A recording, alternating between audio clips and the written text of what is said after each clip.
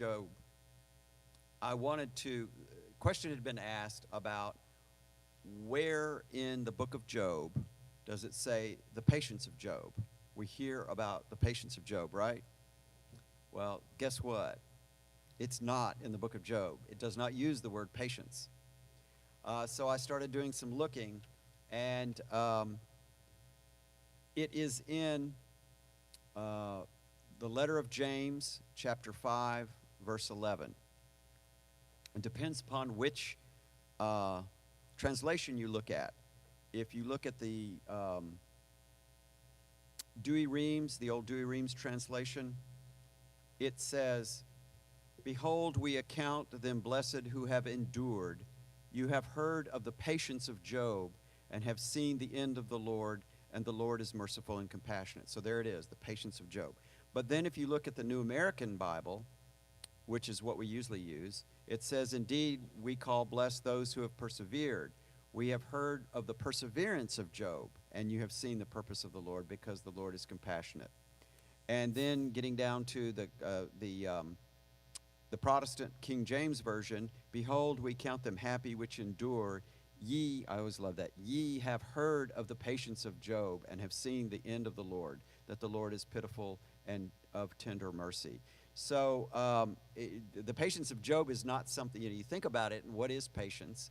It is the different words they use are patience, perseverance, endurance, steadfastness, and that's it.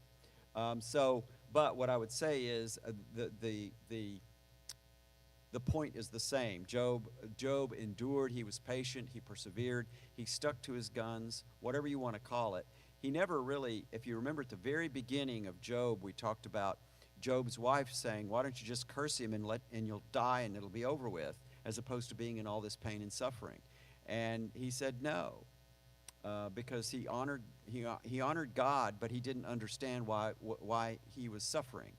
That was the point. So, but I wanted to just point that out, that I always thought, it's got to be there somewhere, and sure enough, it's not. It's not anywhere in the book. Okay. So, we're on this is the last lap of Job. We've journeyed with Job through suffering, speeches, arguments, and a good deal of finger wagging from his friends, his three friends. And we now come to the grand finale. And you hear of this character that I started to talk about last week. His name is Elihu.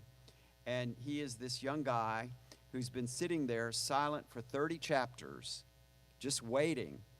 And he then says, God himself finally speaks, or then he gets his chance. And so what he does is he just lets Job have it, with both barrels. He's the youngest listener, politely waiting, and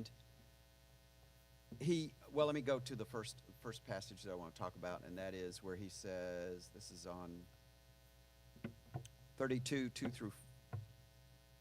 verses 2 through 5.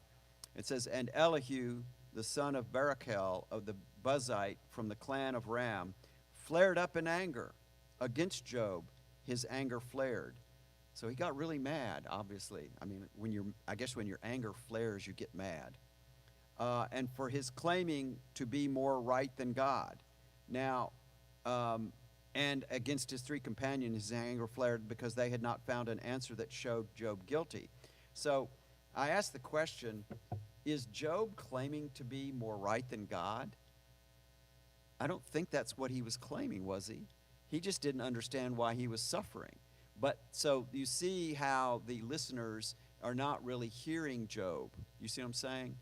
And oftentimes people who are standing on the sidelines while somebody is suffering are not understanding what's the problem. Why are you so upset?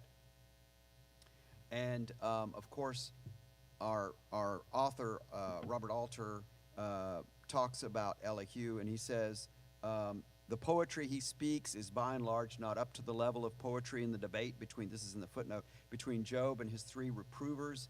And there's a whole series of Hebrew terms that appear only in the Elihu speeches.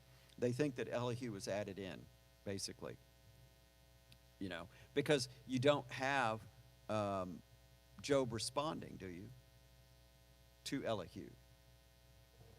it goes from Elihu, he gets through up to chapter 38. He's 30, 32 through 37. And what happens in chapter 38? Well, here it is. And the Lord answered Job from the whirlwind. So Job doesn't even respond, see? And so let's talk a little bit more about what he is trying to, his point. And I think his key point is that he insists that suffering is not merely punishment, but in this case, but his suffering is a form of instruction. And what he does is, this is in chapter 33, and this is verses 14 through 19. God speaks in one way or in two, and no one perceives him. In a dream, a night's vision, when slumber falls upon men and sleep upon their couch, then he lays bare the ear of men and terrifies them with reproof, to make humankind swerve from its acts. And when it uses the word acts there, it's referring to, you'll see the footnote, evil acts.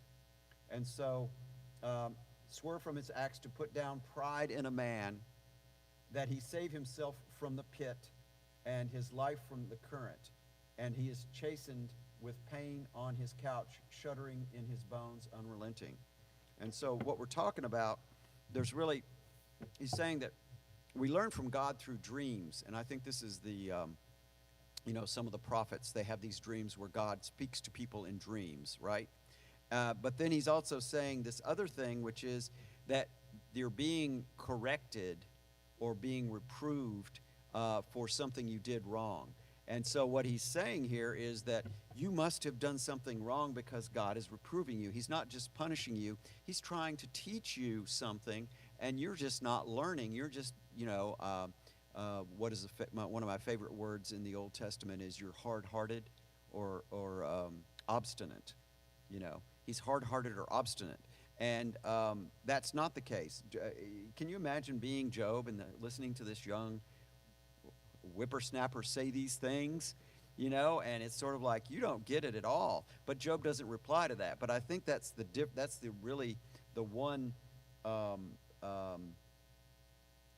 one thing that he adds, and I don't know if it's that much, because it still doesn't answer the question of why am I suffering? That's the question Job keeps asking is, why cannot, he keeps wanting to go on trial to before God, to plead his case, essentially. I want to plead my case before you, Lord, because I don't know that I've done anything wrong to justify this amount of suffering. He had all of his possessions taken away from him. He had all of his family taken away from him, and he had his health taken away from him. What's left? And so I wrote this. Elihu talks so much you almost expect Job to say, "Can we get back to my problems, please?" Something like that. It's like when a seminar or a class is supposed to end at 8, and it keeps going until there's another speaker that comes up, and it goes on for another 30 minutes, and it's all a lot of words, but it doesn't mean anything. I think some people like to hear themselves talk. I have to always kind of remember that for myself, is I try and make the points. I was an appellate lawyer for a number of years, 15 years at least, and as I used to say to Janet, I speak in 15-minute increments because you're given 15 minutes of argument in the Court of Appeals, and so you have to be very precise, and you have to be ready to answer questions. You don't get to make your argument. You make your argument in answering the questions they have. So anyway, back to the point. Okay, so Elihu, the fallacy of his argument is that he's saying that Job is suffering. Let's see what. Yeah, I've already answered that. Okay, so what do we move on to? We begin with God responding to all of this, and this is at the beginning of 38.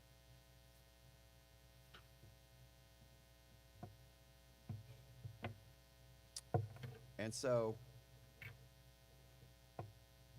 here's what God says, and I'm just going to read it and then we'll talk about it because I think there's a lot here. And the Lord answered Job from the whirlwind. Notice it's a whirlwind. It's not a quiet time. It's like a storm is what he's talking about. And he said, who is this who darkens counsel in words without knowledge? Now that right there, you see what he says. He says, with God's speech as the climax of the book, the Job poet takes a risk that only a supreme artist confident in his genius could do. He had already created for Job the most extraordinary, powerful poetry to express Job's intolerable anguish and his anger against God. Now when God finally speaks, the poet fashions him still greater poetry, which thus becomes the poetic manifestation of God's transcendent power, and also image for image response to the death wish poem that we talked about at the very beginning. You remember? He would just rather not be alive. Not even not be alive, but he would not even have been conceived, if you remember. Okay, so it goes on. Gird your loins like a man, means get ready, that I may ask you, and you can inform me. Now here it starts. Where were you when I founded the earth? Tell if you know understanding. Who fixed its measures, do you know, or who stretched a line upon it? In what were its sockets sunk, and who laid its cornerstone? When the morning stars sang together, and all the sons of God shouted for joy, who hedged the sea with double doors when it gushed forth from the womb? When I made cloud its clothing, and the thick mist its swaddling bands, I made breakers upon it my limit, and set a bolt with double doors. And I said, thus far come, no farther. Here halt the surge of your waves. And what he's talking about is the chaos. He's talking about the people of that ancient times looked upon the sea as being chaos.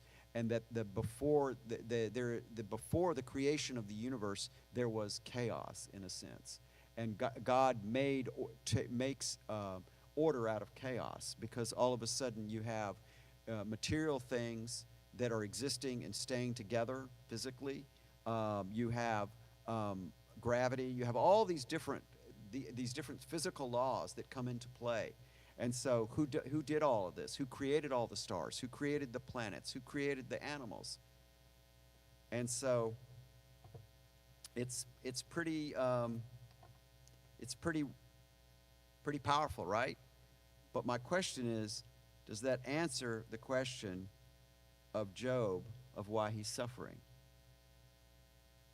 Does what God just said answer Job's question? No, it really doesn't. But what God is doing, and this is the thing about questions, I, as a lawyer, and Teresa up here will know, she's a retired lawyer also, that oftentimes the key is figuring out the question. What's the right question? Okay? And so God is telling Job that you're not asking the right question. And so it's as if he's resetting what Job is contending, because God is the creator here of the entire universe. And even for ancient people of ancient times, the universe was still a big thing.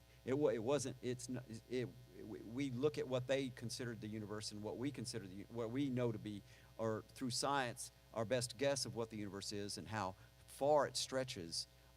It's enormous. And so you have this little speck of dust who's only going to live 70 or 80 revolutions around this small, mediocre sun that's in a galaxy where there are tens of thousands or millions of galaxies, and he's challenging God, for what God did. And so, alter notes, yeah, does this answer the question? So, but he doesn't give Job a neat philosophical explanation for suffering. Instead, what he does is he gives him a tour of creation. I just started it and got up to a certain point, but where he yes, ma'am.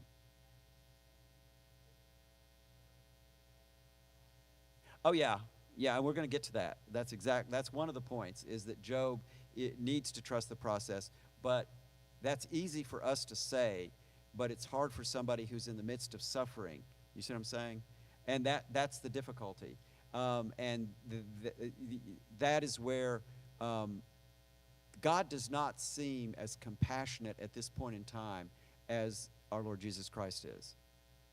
Because our Lord Jesus Christ chose to become human, who is God. God chose to become human and is both human and God, and chose to be, he knew he was going to be crucified and chose that. And by doing that, all of this stuff happens. But the key point is that he is now united with us in suffering in a way that would not have been in the case of Job. Does that make sense? They don't have Jesus. Job is kind of like it's a good question, a good point. Job is sort of a mediator, but not really. I mean, he is trying to be a mediator, but he gets shut down, basically. And eventually, of course, you read the end and everything. I told you about the frame story. The very beginning, it's a little oral. It's an oral history story it's a fable, or whatever you want to call it, with an ending that is a happy ending. Okay, but what's in the middle, the poetry, is what's the important part, because it's really dealing with Job's anguish over his suffering. It's funny you say trust, because I've got on page 2 here, at some point I have that you just simply have to trust in God that all will be well. But it's hard to say that, in the midst of, as I said, suffering. So, okay, going on. He says, where were you when I laid the foundation? I've already mentioned that. He describes the mysteries of the seas, the stars, the animals, even the mighty Leviathan. And so the key point is that God is showing Job that his wisdom and power are far beyond human understanding. That's one of the keys, is he's putting us in our place. And he's reoriented. I'm going to read something from, this is the New Interpreter's Bible Commentary, and there's a reflection in here that I want to read that really makes a very interesting and key point in understanding what Job is all about. And it takes it to a whole new level, because it has to do with Job sees the world just before him and around him, and what God is trying to tell him is there's much more to the world, and that he doesn't understand how do I say this? I'll wait. I'll read it there instead of me trying to tell you what he says. I'm going to read what he says. That's the better thing to do. Okay. So God shows Job his wisdom and power are far beyond human understanding. Job's suffering isn't dismissed, but it's placed in the larger context of God's providence. I do want to get to chapter 40. Let's see, what is this? I want to get back to let me take back here. It's kind of interesting. He goes through, and he says, can you tie the bands of the Pleiades or lose Orion's reins? This is chapter 38, verses 31. Can you bring the constellations out of their season, lead the great bear and her cubs? The reason I like those particular passages is that's all about constellations, and I'm kind of an astronomy geek. And I know the Pleiades are a cluster of stars. Orion is the Orion constellation, which is this Greek character who Orion's belt are 3 stars across and all this stuff. So he's talking about all these stars in the sky, which thousands of years ago they saw these same stars that we're seeing, and that's the thing that I always think is kind of neat there, is that I know exactly what he's talking about. Or can you lead the great bear and her cubs? That's the Big Dipper. The great bear is the Big Dipper, and the cub is the Little Dipper, And if you follow the Big Dipper, it leads you to the Polaris star, which is the North Star. And okay, I'm sorry. There I go again. Can you lift your voice to the cloud that the water spate cover you? Can you send lightning bolts on their way and that they will say to you, here we are? But what I wanted to go on, oh yeah, I want to go into this too. His imagery I just love sometimes. And he ends chapter 39 saying, it gets pretty earthy, and I love this. This is on page 167, starting at verse 26. Does the hawk soar by your wisdom, spread his wings to fly away south? By your word does the eagle mount and set its nest on high. So this is sounding really good, right? It's like talking about the eagles and the hawks and stuff. Then it gets kind of earthy. It says, on the crag he dwells and beds down, on the crest of the crag his stronghold. From there he seeks out food, and from afar his eyes look down. His chicks lap up blood where the slain are, and there he is. I mean, that gets kind of really gruesome. But then, I like what he says in the footnote. He says, one of the remarkable aspects of Job's poet vision of nature is that it is so completely unsentimental. I love that. The creatures of the wild, with the exception of the ostrich, are endowed with an instinct to nurture their young. For carnivores, however, their nurture involves violence, destroying living creatures in order to sustain their own life. The concluding image then of God's first speech is the fledgling eagles in the nest, their little beaks open to gulp down the bloody scrapes of flesh and their parent has brought them. The moral calculus of nature clearly does not jibe with the simple equations and consequences laid out in Proverbs and Psalms. So that is why Job is so good, because Job is really getting at something that the Proverbs is kind of a real simple wisdom that is good for when things are good in a sense, but when things go bad, it goes back around to what all of the listeners, including Elihu, the young one, think is, if something bad is happening to you, you must have done something bad. That's the equation they have, and that's where they stand. And today there are people that think that way. Okay? So, and then it says at the beginning of chapter 40, this is what I wanted to get to. And the Lord answered Job, and he said, will he who disputes with Shaddai be reproved? Who argues with God, let him answer. I feel like the Wizard of Oz at that moment, the great Oz. And Job answered the Lord and said, look, I am worthless. What can I say back to you? My hand I put over my mouth. Once I have spoken, I will not answer twice and will not go on. So he's kind of like, I can imagine, I have this image of God as this as the ultimate judge, and Job standing before him, and after God says all this stuff, Job goes, okay, I'm not going to say anything. Wouldn't you? I hope it's not that way, when we... Anyway, so then we go to, where is it? Let's see, 24, cross-examination questions, 40, 24. Okay, I think I've answered those. Okay, so I'm going to go next to Job's response. Does anybody have any questions about God and why he's saying what he's saying?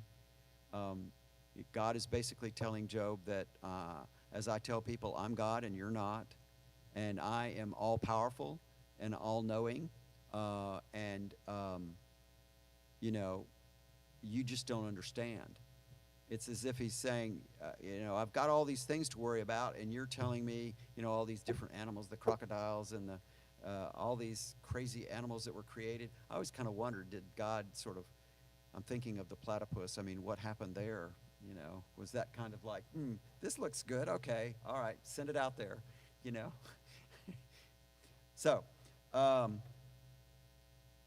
Job responds in chapter 42, and he says, and Job answered the Lord, and he said, I know you can do anything, and no devising is beyond you. Who is this obscuring counsel without knowledge? Therefore I told but did not understand, wonders beyond me that I do not know. Hear, pray, and I will speak. Let me ask you that you may inform me. By the runner's ear I heard you, and now my eye has seen you. Therefore do I recant. He recants everything. And I repent in dust and ashes. And what I love is his explanation of this thing about what I have, the ear's rumor I heard of you, and now my eyes has seen you. And his explanation is so good. It says, the ear's rumor is literally the hearing of the ear and picks up the imperative hear of the previous line. The seeing of the eye is a testimony to the persuasive power of the poetry that God has spoken to Job out of the whirlwind. Through that long chain of vividly arresting images, from the swaddling bands of mist drifting over the primordial sea at creation to the fearsomely armored Leviathan. Leviathan, by the way, is whales, by the way, just so you'll know. Okay. Whose eyes are like the eyelids of dawn. Job has been led to see the multifarious character of God's vast creation, its unfathomable fusion of beauty and cruelty, and through this he has come to understand the incommensurability between his human notions of right and wrong and the structure of reality. But he may not see God himself because God addresses himself from the storm cloud. Where else is God in the cloud? With Moses, the cloud. It's not, they don't call it a storm cloud, but God speaks from the cloud, Okay, and when he goes up on to Mount Sinai, there's all these peals of thunder and all that sort of stuff. So this is the God of creation, but who is also not only the creator, but who is in control of the universe. So that is Job's recant. And then, all of a sudden, everything gets hunky-dory, doesn't it?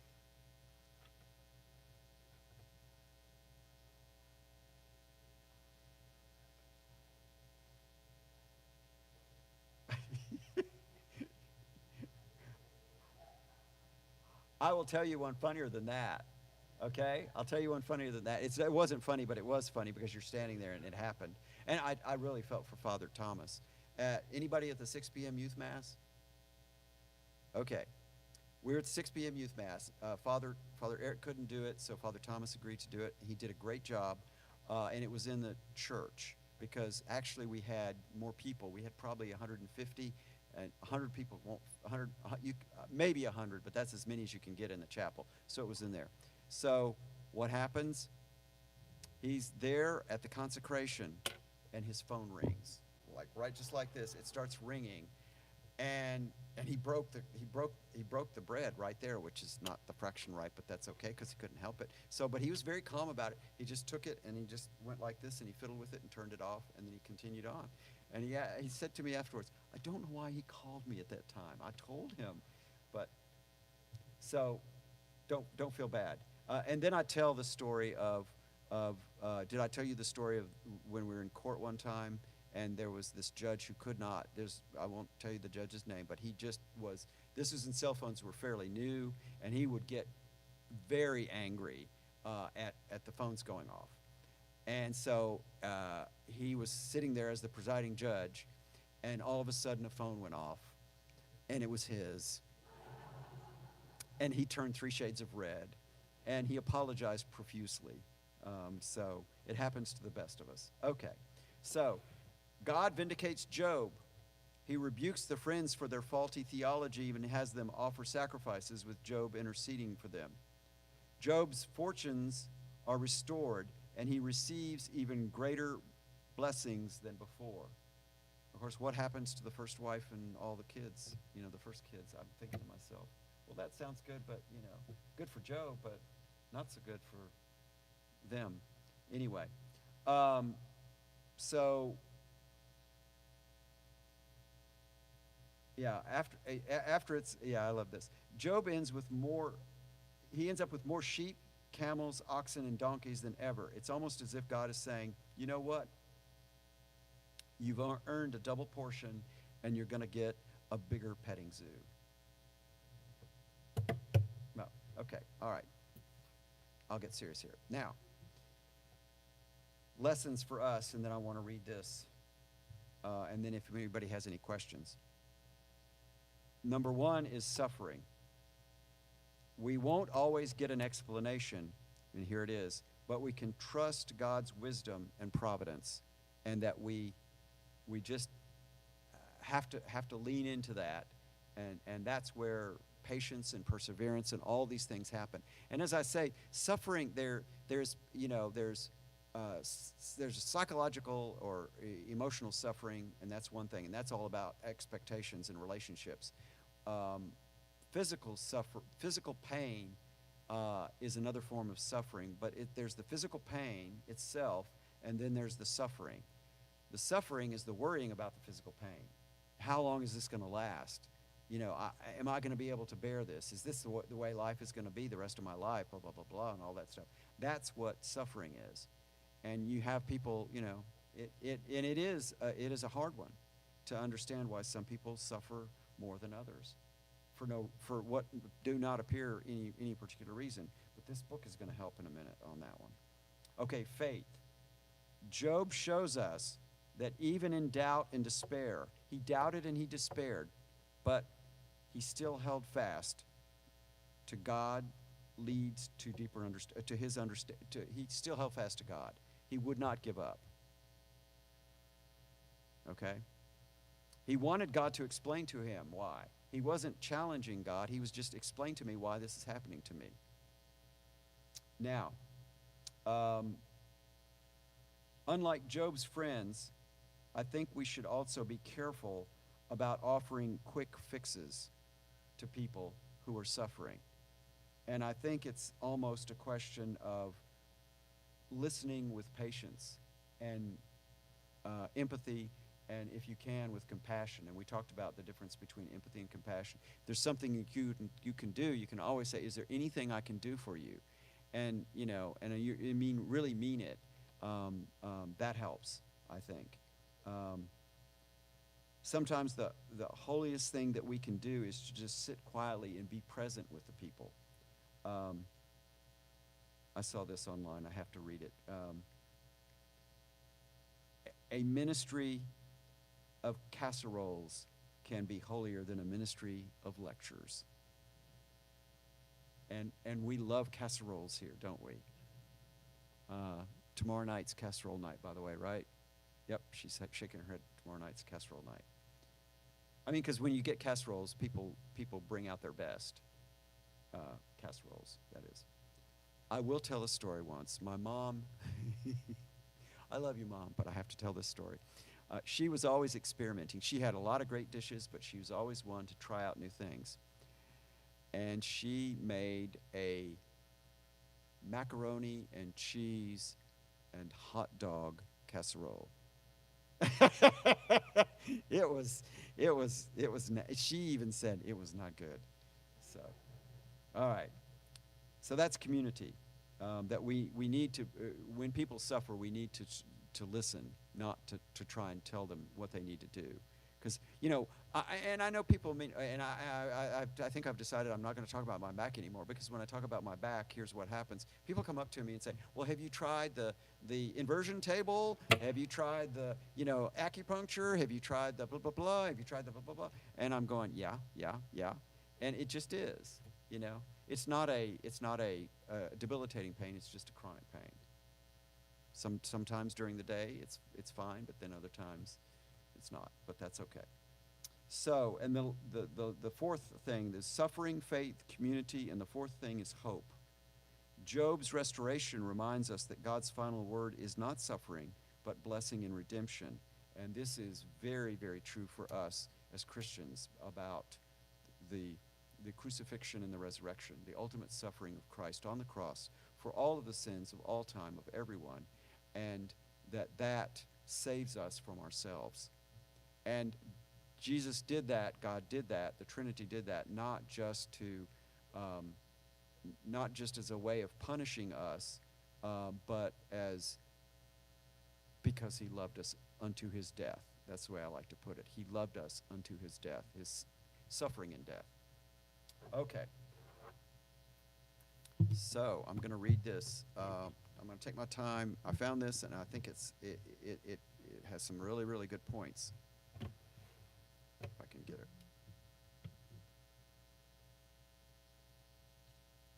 The divine speeches do not contain an explicit moral teaching that can be simply summarized. That's an important thing about Job. Unlike Proverbs, where you're going to have all these little moral teachings, that's not what Job is. Indeed, they do not seem to employ much explicitly moral language at all. God does remake Job's moral world for him. That remains properly a human task. But God does not remake, Job's moral world. He doesn't remake it. But God does provide Job and the reader with the resources for that understanding. The divine speeches contain the lumber from which a new house of meaning can be built.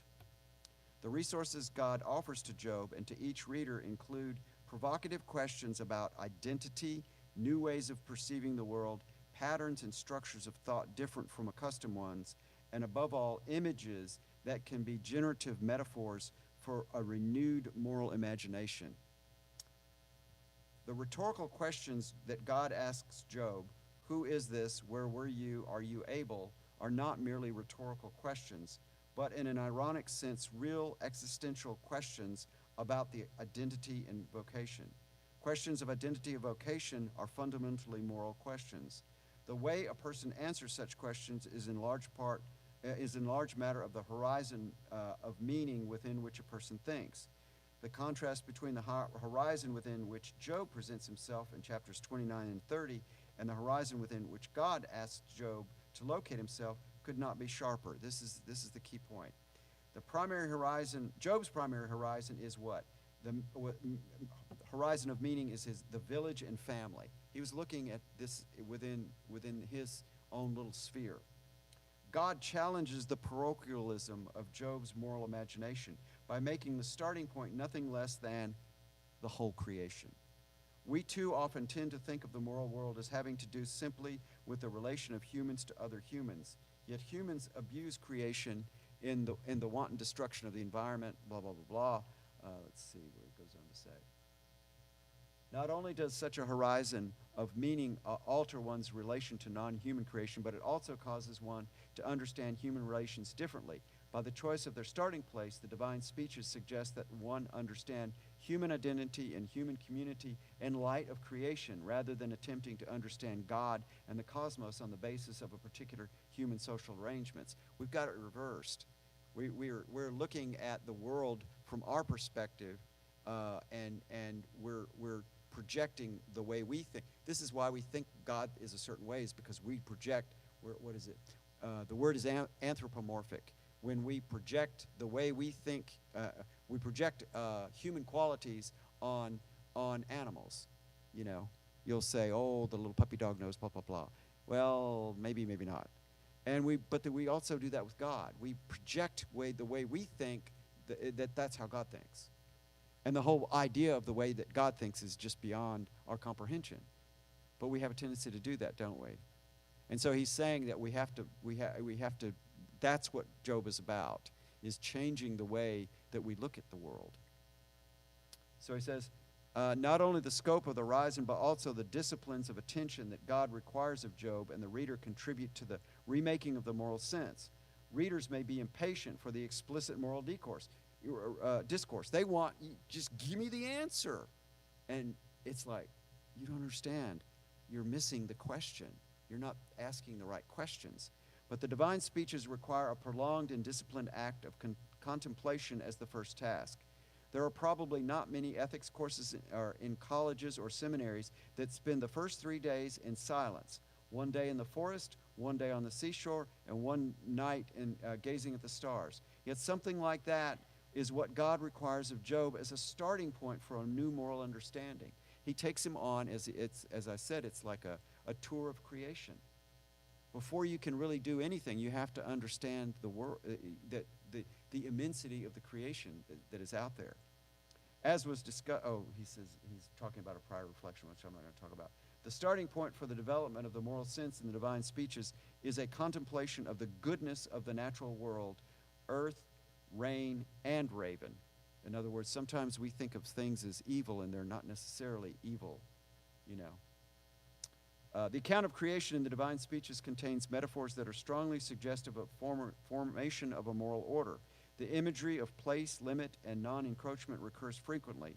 Most explicitly, it occurs on the account of the sea, which is told that it may come so far and not farther. This is what I was talking about earlier, is the chaos, is that God puts limits on the sea, which is where chaos is. And he puts human beings on the earth. And if you think about it, the human beings, you know, we as Catholics believe that evolution, we don't believe it's fact, but we believe that it is a theory. And that theory is that humans came from, originally from the ocean, but crept up onto the land, and order came about in a way that is not, that doesn't exist in the ocean. Such imagery is the present for the pervasive language of gates, paths, ways, storage chambers, and channels. The language of place, limit, and non-encroachment is the language of balance. I think that's all. Okay, no, sorry. Where the language of limit challenges much customary moral thinking is in its application to the case of the wicked. God's description of the coming dawn as setting a limit to the activity of the wicked is quite different from Job's description of breaking the jaws of the wrongdoer and wresting the prey from his teeth. Neither image can be taken out of context and used, for example, as proof text in an argument over the proper response to a problem of violent crime in modern society. Each image, however, can be a starting point for a reflection on different visions of moral thinking and social order it implies. The heroism and decisiveness of Job's image are immensely appealing, yet it is an image of meeting violence with violence that in no way transcends the cycle of violence, right? It's like, I read this somewhere recently, revenge is like drinking poison and thinking that your enemy is going to die. That's what revenge is. Because it burns in you, and you won't let go of it unless you kill them. But otherwise, when you get revenge, you think that, ha-ha. Okay, Job's figure of speech contains an implicit analogy that compares the criminal with the lion that raids the flock. The implication is that the criminal is not a member of a community who has done evil, but one who is wholly an enemy, to be driven out and, if necessary, annihilated. We're all people. We make bad choices, but we're still people. The dehumanization of the criminal is inscribed in its image. Such an understanding of the criminal is very much a part of moral thinking that draws sharp lines between insiders and outsiders. That whole thing of tribalism. God's image of setting limits to criminal activity emerges out of a different vision of social relations. It implicitly acknowledges that the antisocial impulse is always present in human communities with everyone. Everyone has this, what do they call it? Concupiscence, this tendency to, quote, sin. And that while it may be restrained, it will certainly return. It never, you know, don't you wish you could wake up someday and you just, all these problems that we have, and what I'm talking about is these bad habits. We'll just call them bad habits. You get rid of one bad habit, there's another one that crops up. You know, it's never going to end. That's part of life. In fact, that's part of what we're called to as Christians, to keep doing, to keep trying, knowing that we're not perfect, and that we keep trying all the way until our expiration date. The divine speeches do not develop the image. The divine speeches do not develop the image, but certain implications may be traced out.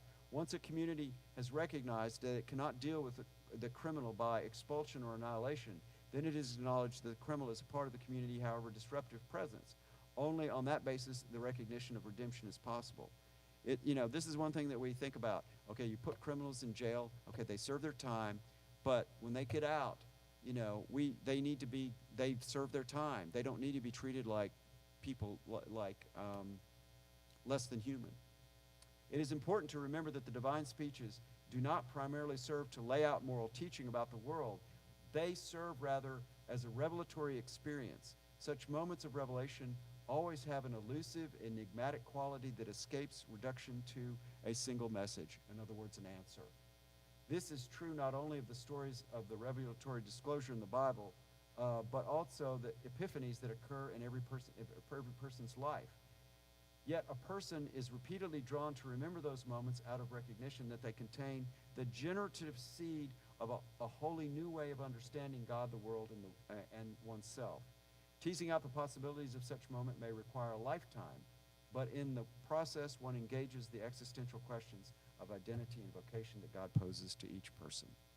So, that was a mouthful.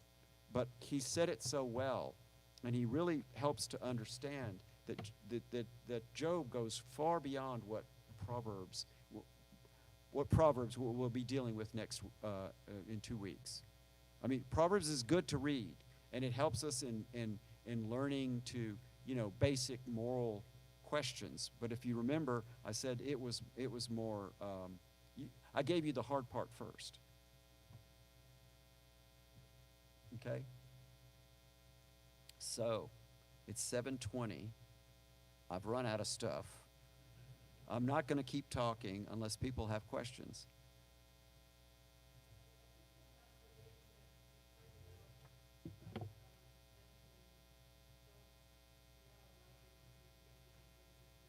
Mm-hmm.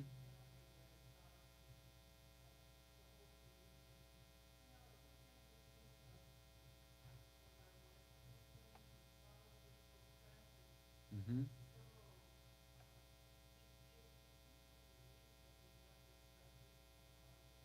That's correct. And that's the transcendent God that we're talking about. Yeah, exactly. That's very good. Yeah. Jeff.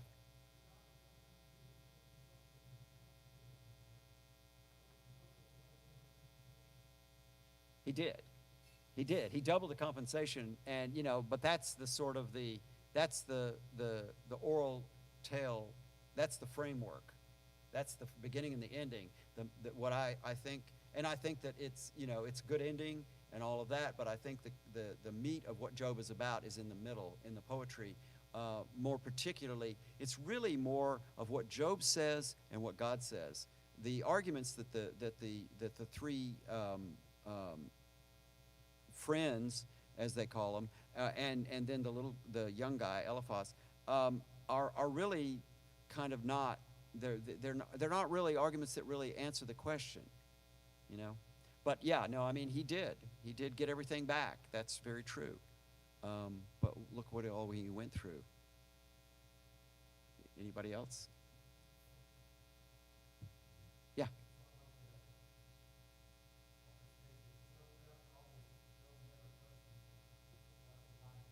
that's correct. He thought that it was unjust for him to receive this suffering, and he didn't understand why, and he wanted God to explain it to him.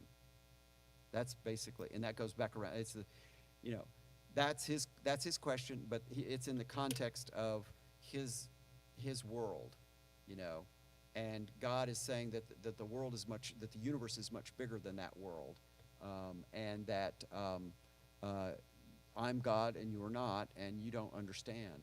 And it's kind of like a couple of ways to look at it. One is that we oftentimes will look at a moment in our lives when we think, God, why is this happening to me? And I've said this before, and yet years later we look back at that moment and we're so glad that moment happened. That's one way to look at it. And there's some that we don't understand, and there are people that, we will die and not understand, and hopefully either understand or it won't matter, That's the thing, too, about Job, is that Job is before Christ. Job is kind of, as I've said, he's not really a predecessor, but he is this sort of, the idea of a mediator with God is the seed is planted. That's what I want to say. So, okay.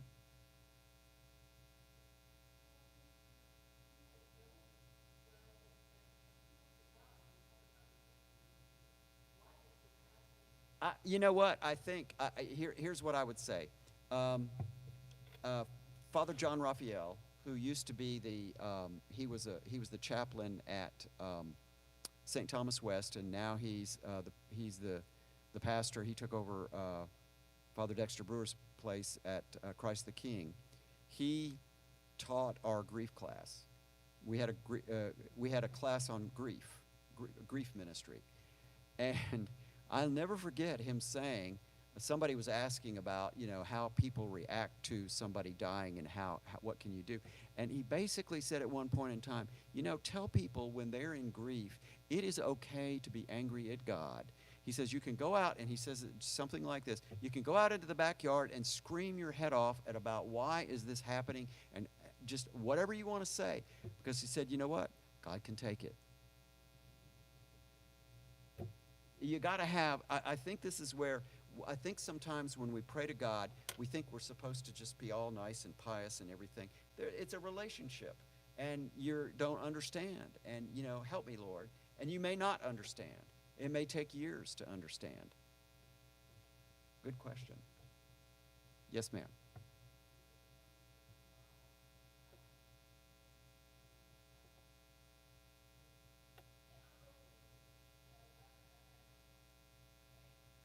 Okay.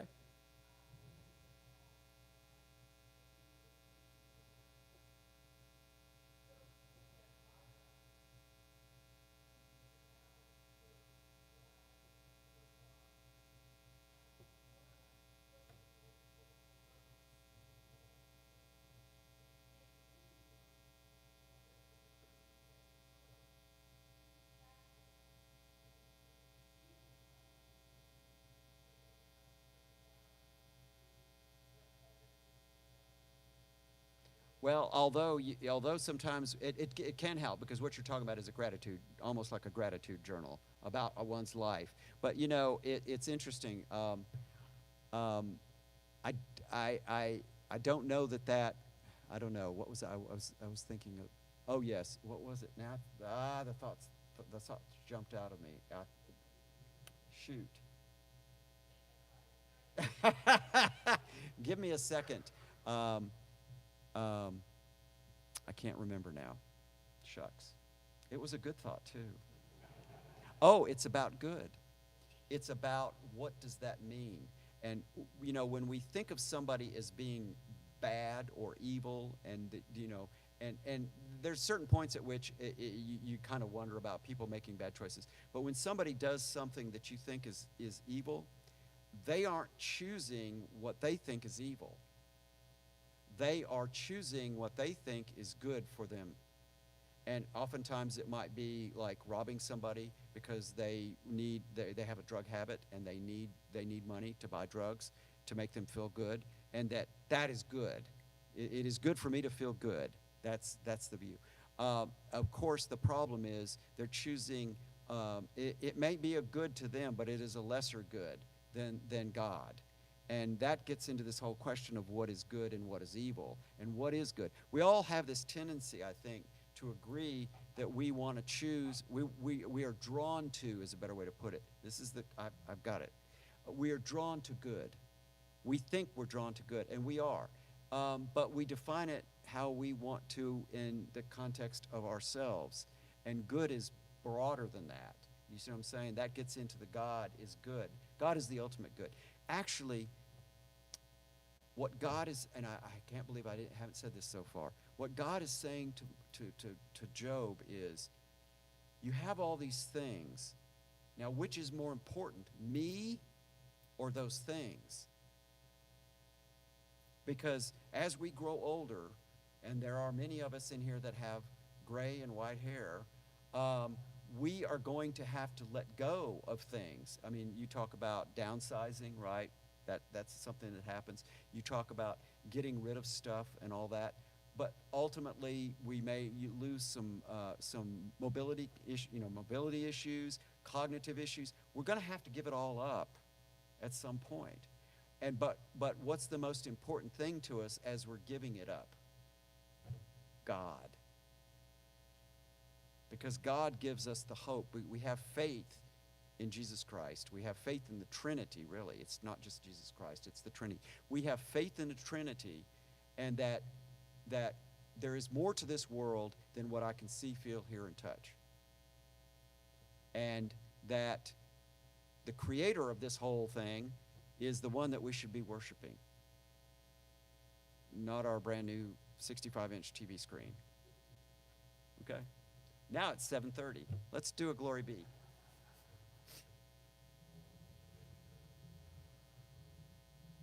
Glory be to the Father, and to the Son, and to the Holy Spirit, as it was in the beginning, is now, and ever shall be, world without end. Amen.